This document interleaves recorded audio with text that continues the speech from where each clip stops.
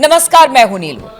तो देखिए, तुर्कमेनिस्तान में एक बड़ी बैठक रूस के साथ मुस्लिम देशों की हुई है, जिसमें बताया जा रहा है कि पाकिस्तान भी, तुर्की भी, ये सब शामिल हुए। आखिर चर्चा किस बात को लेकर हुई है और किस तरह से इजराइल के कान भी अब इस मीटिंग के बाद खड़े हो गए हैं। बातचीत करने के लिए मयंक मेरे साथ है। मयंक, भारत से पुतिन का जाना और फिर वहां पहुंचते ही एक बड़ी मीटिंग मुस्लिम देशों के साथ रखना, क्या कुछ संदेश यहां से निकलकर सामने आ रहा है? किस तरह की बातें अब इस मीटिंग के बाद निकलकर सामने आ रही हैं? देखिए, इस बैठक में जैसा आपने बताया, इसमें ईरान के राष्ट्रपति शामिल थे, मसूद पेजेश्कियान। उनके साथ पुतिन की बैठक हुई है, बायलैटरल मीट हुई, काफ़ी देर तक चली। एर्दोगान के साथ मीटिंग हुई है और कई तमाम मुस्लिम देशों के राष्ट्राध्यक्ष थे जो इस बैठक में शामिल थे।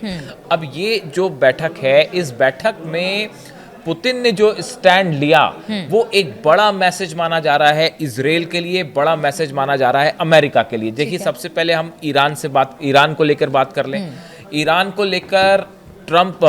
को लेकर देखिए, ट्रंप ने हाल ही में बयान दिया। हाल ही में क्या, कल ही ये बयान आया उनका कि अगर ईरान आने वाले हमलों से बचना चाहता है तो वो किसी तरह से भी जो है वो न्यूक्लियर डील कर ले अमेरिका के साथ। अगर आप न्यूक्लियर डील नहीं करेंगे तो हम नए ठिकानों पर हमला कर देंगे ईरान के। ये कल उन्होंने, ट्रंप ने कहा।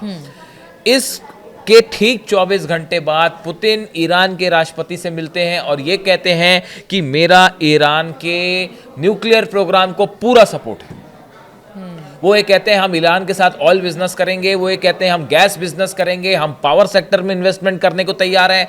हमारे दोनों देशों के जो है फॉरेन मिनिस्टर्स लगातार हर मुद्दे पे आपस में चर्चा कर रहे हैं।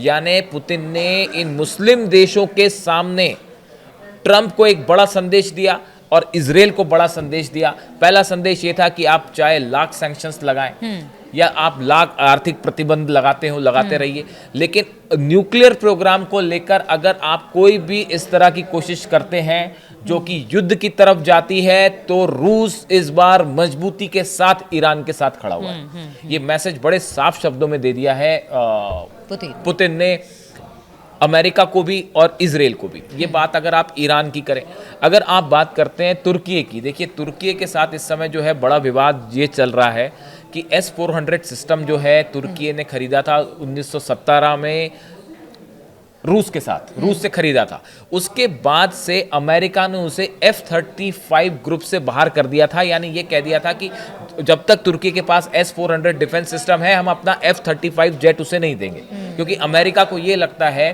कि F-35 जो है वो एक स्टेल्थ टेक्नोलॉजी का प्लेन है और अगर S-400 भी है उस कंट्री के पास और F-35 भी है, तो ऐसे में रूस के पास ये तकनीक पहुंच सकती है जो स्टेल्थ टेक्नोलॉजी है वो रूस तक पहुंच जाएगी। ये डर हमेशा अमेरिका को सताता है।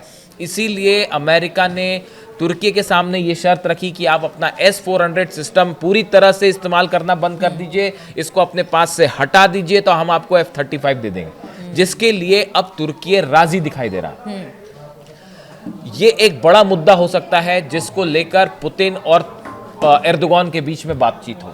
सीरिया को लेकर रूस के भी इंटरेस्ट है, इजराइल का भी इंटरेस्ट है, ईरान का भी इंटरेस्ट है और तुर्की भी वहां एक बड़ा प्लेयर है।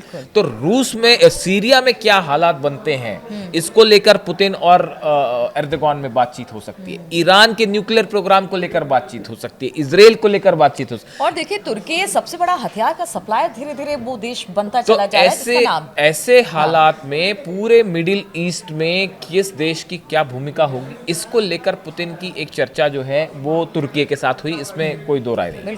अब आप बात करें पाकिस्तान को लेकर, हालांकि पाकिस्तान के साथ तो जो बायलैटरल मीट थी वो सिर्फ 10 मिनट की रह गई, इसलिए उस बारे में कुछ ज़्यादा बात करने का मतलब नहीं है। लेकिन बाकी जो देश वहाँ मौजूद थे, इनमें जो पुतिन ने स्टैंड लिया वो उनके आने वाले कुछ वक्त के लिए मिडिल ईस्ट को लेकर, ईरान को लेकर पुतिन क्या सोचते हैं, सीरिया को लेकर क्या सोचते हैं, फिलिस्तीन को लेकर क्या सोचते हैं, इन तमाम मुद्दों पर उन्होंने अपनी राय रखी है। उन्होंने ये साफ कर दिया है कि फिलिस्तीन का समस्या का सिर्फ एक हल है और वो ये हल है कि एक अलग देश बनाया जाए। और वो हर फोरम से इस बात को कहते हैं, वो हर फोरम से बात कह रहे हैं। कल भी उन्होंने ये बात दोहराई। वो बड़े साफ, पुतिन ने बड़ा साफ स्टैंड ले लिया है अपना कि भाई फिलिस्तीन एक अलग देश बनाया जाना चाहिए और उसको एक अलग देश के रूप में जब तक नहीं बनाएंगे तब तक ये विवाद, तब तक इस समस्या का हल नहीं होगा। अब पुतिन के इस स्टैंड का मतलब समझिए, पुतिन के इस स्टैंड का मतलब है कि रूस हर उस पॉलिसी का विरोध करेगा जहां पे एक फिलिस्तीन को राष्ट्र नहीं बनाने की कोशिश हो रही है, या जहां पे ये कोशिश हो रही है कि फिलिस्तीन को किसी तरह से जो है उसमें अपनी सेना रखी जाए या फिलिस्तीनियों को वहां से हटाया जाए, या ऐसा कोई भी प्लान जो है वो रूस को मंजूर नहीं है। हाँ। तो ये और ये देखिए पिछले 6-7 महीने से ये बात को वो ज्यादा मुखरता के साथ कह रहे हैं, और जितने इंटरनेशनल फोरम्स जहां स्टेज होते हैं सब में पुतिन ये बात जरूर कहते हैं बिल्कुल। कि जो है फिलिस्तीन को अलग देश बनाओ, सिर्फ यही समस्या का हल है, इसके अलावा कोई हल नहीं है। तो इस तरह से देखिए मिडिल ईस्ट को लेकर और तमाम अलग अलग मुद्दों को लेकर पुतिन ने अपना स्टैंड बड़ा साफ रखा है इस मीटिंग में, जो एक बड़ा संदेश माना जा रहा है ट्रंप के लिए भी और इजराइल के लिए भी, क्योंकि इजराइल ने नेतन्याहू ने हाल ही में ये बात कही थी कि ईरान जो है वो अगर रूस मदद करता है ईरान की, तो ये दोनों देशों के संबंधों के लिहाज से ठीक नहीं है। और ये भी माना जा रहा था, इस तरह की भी बातें हो रही थी कि जो मिसाइल प्रोग्राम है उसको भी अगर रूस का सपोर्ट है, या हथियार जैसे जेट्स की बात हो रही है, F-30 सुखोई 35 जेट्स की बात हो रही है, तो इससे इजराइल नाराज दिखाई दे रहा था। तो इन तमाम मुद्दों को लेकर रूस ने अब अपना स्टैंड पुतिन ने खास तौर पर साफ कर दिया है, और वो खुलकर ईरान के साथ खड़ा है। मिडिल ईस्ट के तमाम मुद्दों पर पुतिन अपनी बेबाकी से राय सामने रख रहा है। और पुतिन समय समय पर ये कहते रहे हैं, हर मंच से ये भी कहते रहे कि देखिए हर देश के साथ एक अलग समझौता, एक अलग तरह की बातचीत होती है। वो इस बात को लगातार, अमेरिका है ठीक है, उनसे अलग बातचीत है, वो उनकी भी ट्रंप की तारीफ करते हैं, उनके पीस प्लान की तारीफ करते हैं, चाहे रूस यूक्रेन को लेकर हो या फिर गजा को लेकर, लेकिन वो ये भी स्टैंड क्लियर करते हैं कि फिलिस्तीनियों को उनका अलग देश मिलना चाहिए। यानी कि हर फोरम से स्थिति बिल्कुल क्लियर है, चाहे वो ईरान को लेकर हो, चाहे वो फिलिस्तीन गजा को लेकर। हाँ, ये जो मीटिंग थी मुस्लिम देशों के साथ, ये एक बड़ा जेस्चर माना जा रहा है पुतिन का, जिसमें उन्होंने मुस्लिम देशों के सामने जो है एक साथ सबको संदेश देने की कोशिश की, और ये बात साफ करी कि भाई जब भी मिडिल ईस्ट की बात होगी तो वहां पे पुतिन का क्या रोल होगा, वहां पे रूस का क्या रोल होगा, ये उन्होंने बड़ी बेबाकी के साथ सामने रखी बात, और ये बड़ा संदेश माना जा रहा है अमेरिका के लिए और इजराइल के लिए। बिल्कुल। तो पुतिन ने कल जिस तरह से, चाहे वो ईरान के राष्ट्राध्यक्ष हो या फिर तुर्की के या पाकिस्तान के, जितने मुस्लिम कंट्री हैं उनको बुलाया,